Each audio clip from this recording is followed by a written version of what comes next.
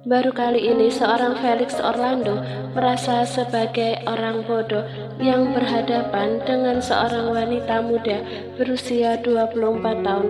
Hampir saja jantungnya mendapatkan serangan mendadak saat mendengar permintaan Alana yang menurutnya tidak masuk akal. Buat aku hamil secepatnya, perintah Alana sambil menyilangkan tangan di depan dada menatap dokter berusia 31 tahun yang juga masih melajang di usianya. Permintaanmu sangat konyol, Al. Kamu masih muda dan belum menikah.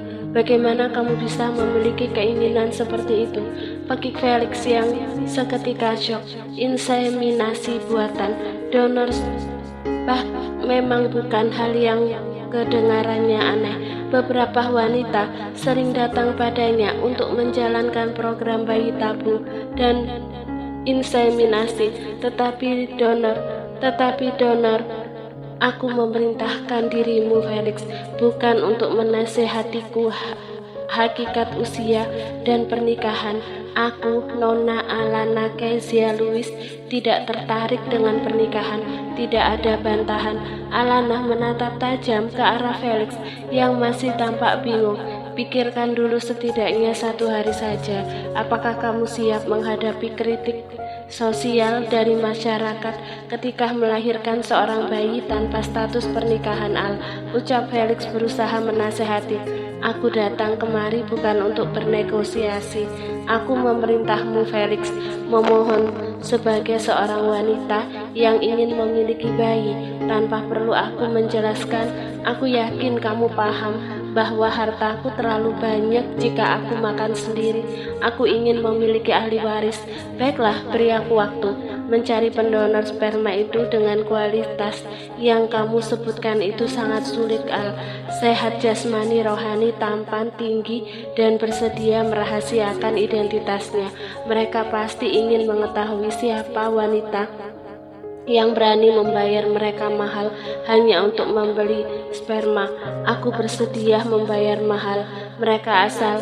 Bibit mereka adalah bibit premium dengan kuantitas dan kualitas layak tanam, ucap Alana dengan sangat santai. Felix menggaruk kepalanya yang tidak gatal. Alana Kezia Lewis sejenis makhluk aneh yang membuatnya dilanda stres mendadak. Baiklah, aku akan mulai mencari pendonor itu. Sementara menunggu pendonor itu, persiapkan dirimu, fisik dan mentalmu.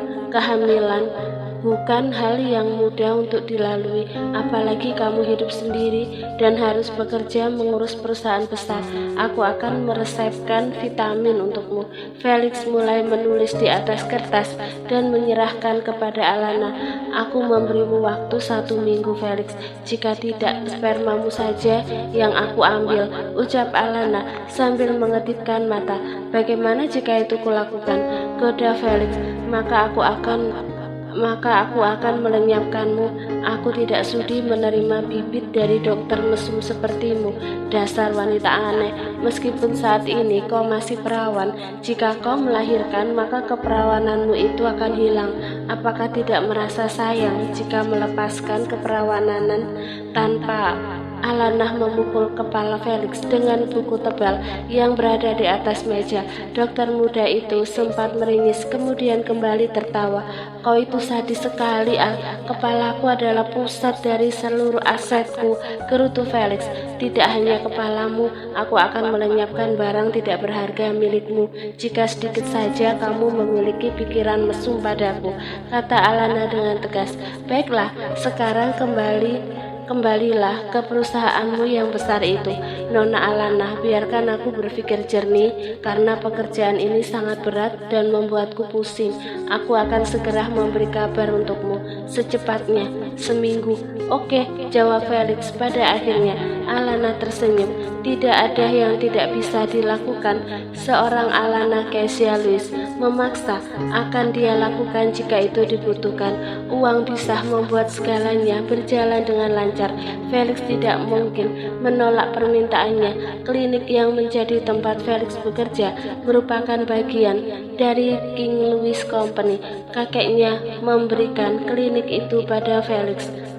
Meskipun secara pribadi Alana mengagumi kebaikan Felix padanya tanpa melihat status sosial yang dimiliki pria itu, Felix sendiri sudah setuju mulai minggu depan akan berpindah ke rumah sakit pusat dan menyerahkan kepengurusan klinik kepada orang-orangnya. Setelah kepergian wanita yang membuat pikirannya dilanda stres, Felix mulai melakukan pencarian di internet. Dirinya tidak mungkin mencari pendonor sembarangan untuk bibit yang akan dia tanam. Tinggi, tampan, sehat jasmani dan rohani, ada ditemukan dalam waktu seminggu. Senyum lebar tiba-tiba terbit dari wajahnya satu orang, dan itu akan menjadi takdir dari hidup seorang Alana Kezia Lewis.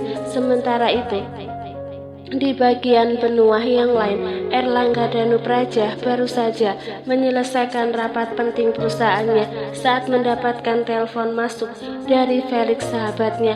"Halo brother, apakah ada sesuatu hal yang penting hingga sempat menghubungiku?" sapa Elang sambil menatap foto seorang gadis yang terbingkai indah di atas meja kerjanya. "Aku memang ingin membicarakan hal penting denganmu, El."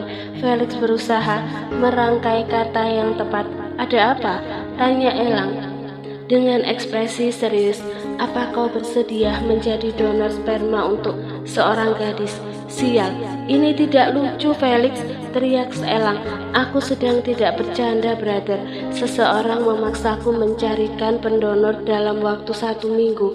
Apa kau semiskin itu hingga harus memanggilku demi tujuan hina seperti itu? Sialan, kau pikir spermaku tidak berharga?"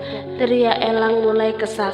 "Jangan salah paham, justru karena bibitmu berkualitas premium aku menghubungimu. Wanita itu bisa melenyapkanku jika aku tidak bisa menuruti permintaannya, atau spermaku sendiri yang akan kuberikan padanya."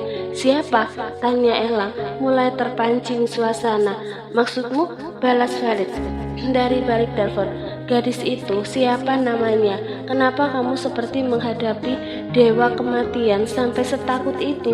Elang sedikit heran. Sebagai seorang dokter spesialis terbaik, sikap Felix terdengar aneh. Dia minta identitasnya dirahasiakan. "Kalau begitu, berikan saja spermamu. Dia akan melenyapkanku jika itu kulakukan, El." Felix mengerang frustasi. "Lalu kenapa kau bertanya padaku? Aku bukan pendonor bibit. Aku membuang bibitku dalam wadah karet selama belum bisa membawa lahanku kembali," jawab Elang lirih. "Karena itulah aku menghubungimu. Kau akan menanam bibitmu pada lahan yang kau inginkan." Sebuah jawaban singkat dari Felix yang nyaris membuat jantung El terlepas dari tubuhnya.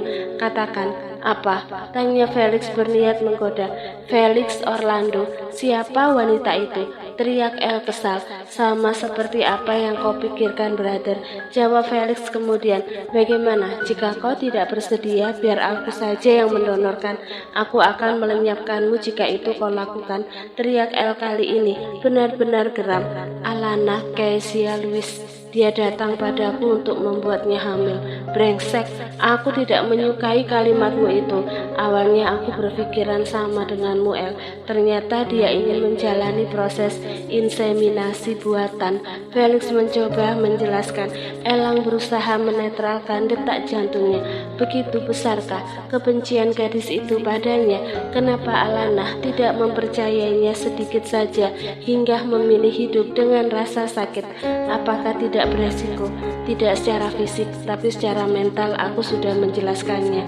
Tapi di negaraku banyak wanita melakukannya. Kehamilan tanpa pernikahan tetap menjadi hal buruk di masyarakat.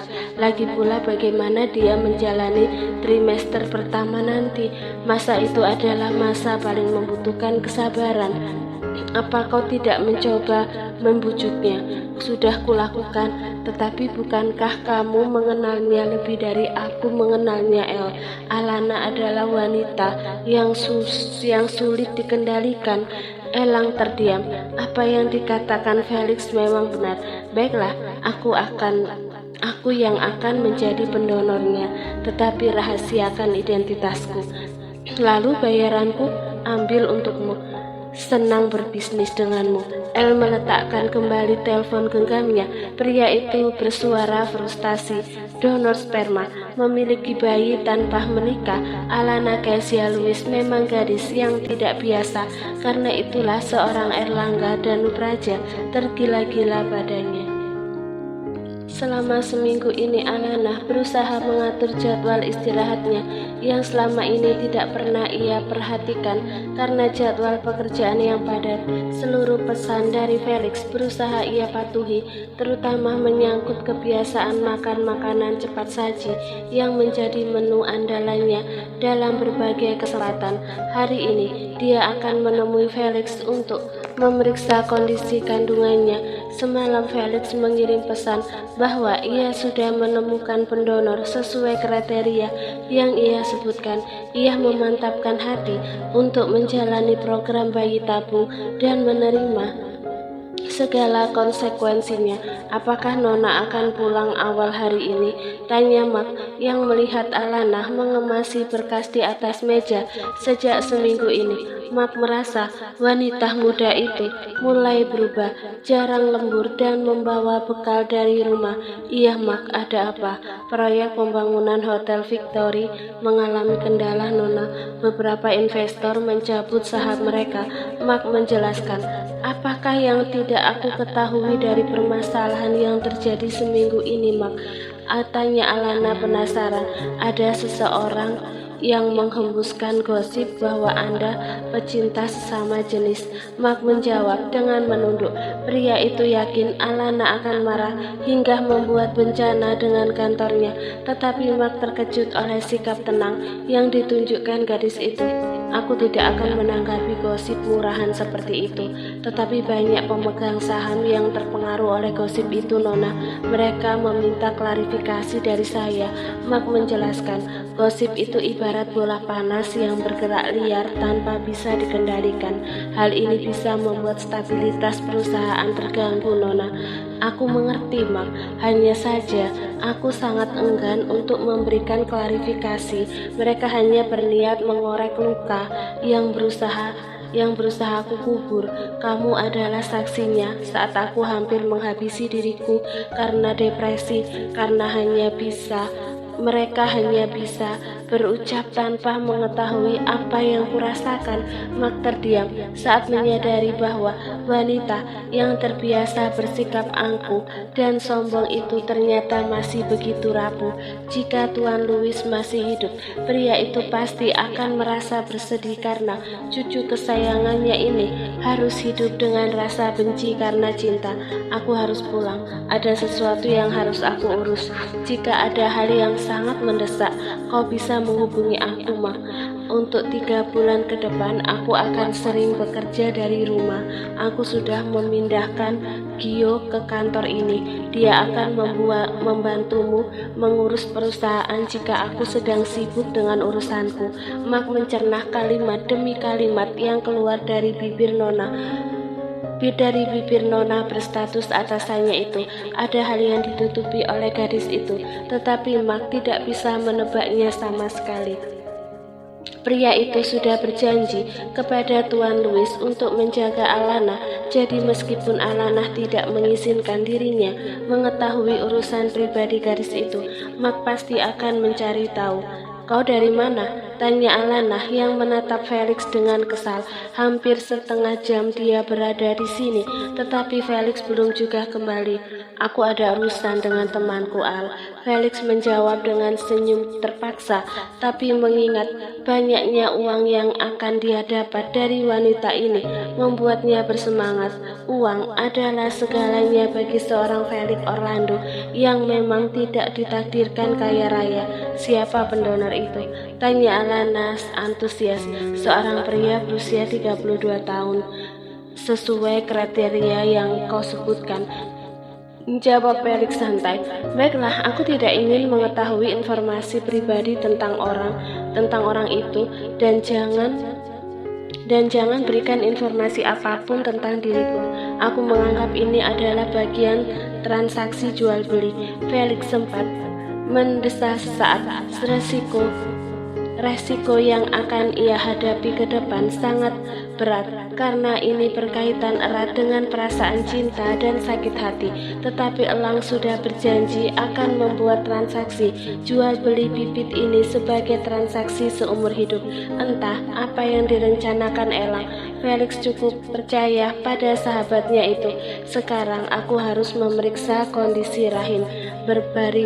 Berbaringlah, asistenku akan melakukan itu karena aku yakin kau akan menolak jika aku yang melakukannya. Felix segera memanggil seorang wanita berpakaian perawat untuk memasuki ruangan.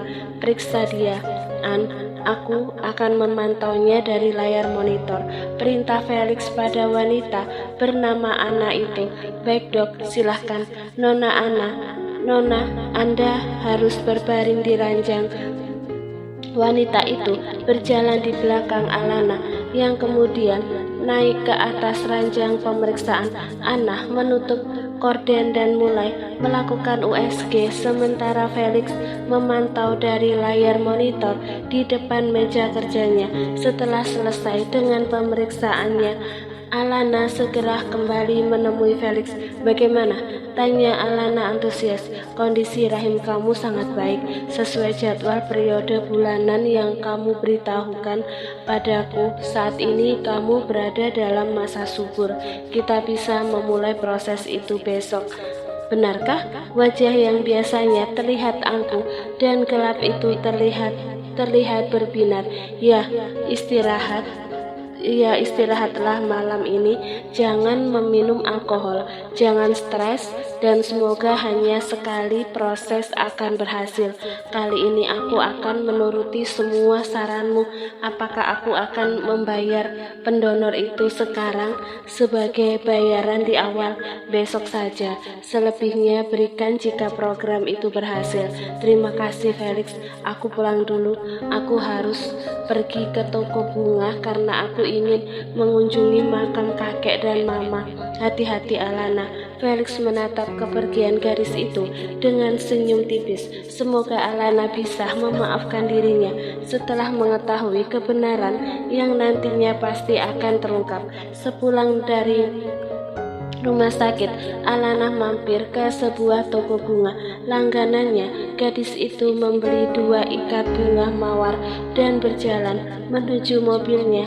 Baru beberapa langkah ia berhenti. Alana menoleh ke belakang. Ia merasakan seseorang mengikutinya sejak dari rumah sakit. Gadis itu kemudian menggeleng. Tidak ada siapa-siapa, mungkin hanya perasaannya saja. Alana kembali mengendarai mobilnya. Gadis itu menambah kecepatan mobil saat melihat dari kaca spion sebuah mobil sport mewah mengikutinya sejak dari lampu merah ketiga, tetapi kemudian mobilnya itu berbelok arah dan menjauh mobilnya hingga akhirnya mobil gadis itu sampai di area pemakaman di pusat kota. Gadis itu berjongkok di depan pusara bertuliskan nama Claudia Jessica Louis. Mama, Alana datang. Maafkan Al karena tidak bisa memaafkan Papa. Al menyayanginya, tetapi Al tidak ingin merusak kebahagiaan Papa dan keluarganya. Al ingin sekali membencinya, tetapi rasa cinta Al ke Papa lebih besar dari rasa benci yang Al miliki. Meskipun Al belum bisa memaafkan Papa, doakan Al agar selalu bahagia, Mah. I love you. Alana menyematkan buket bunga itu ke atas pusara ibunya. Gadis itu tidak menangis, meskipun sejujurnya ia ingin menangis.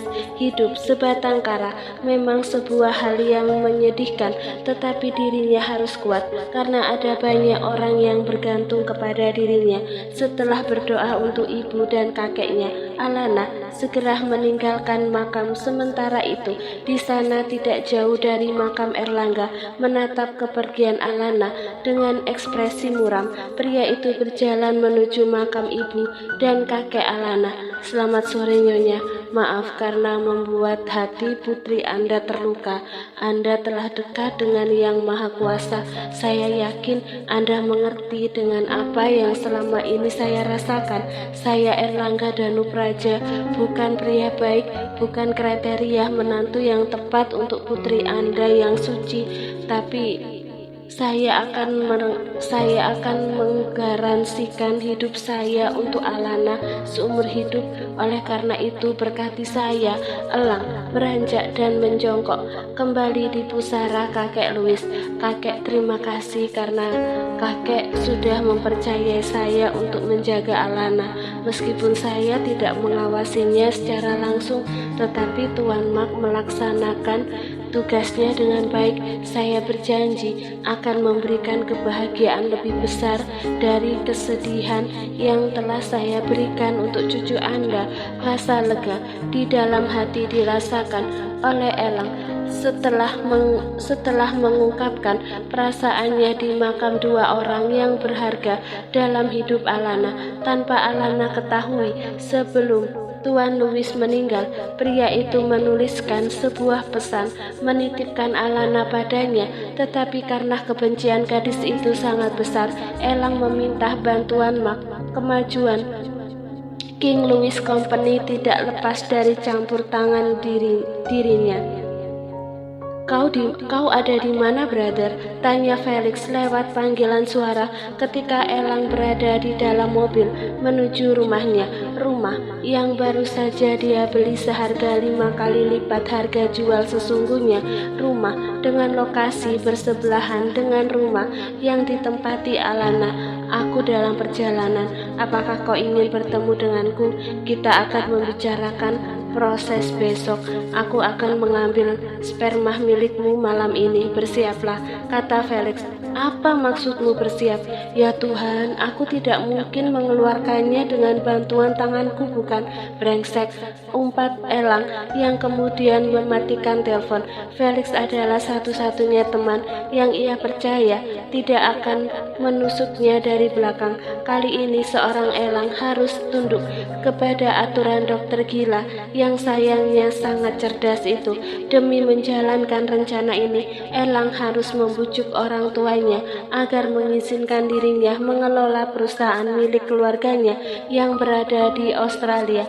Cinta memang gila, segilah pemikiran Alana Kezia Louis soal memiliki bayi tanpa menikah.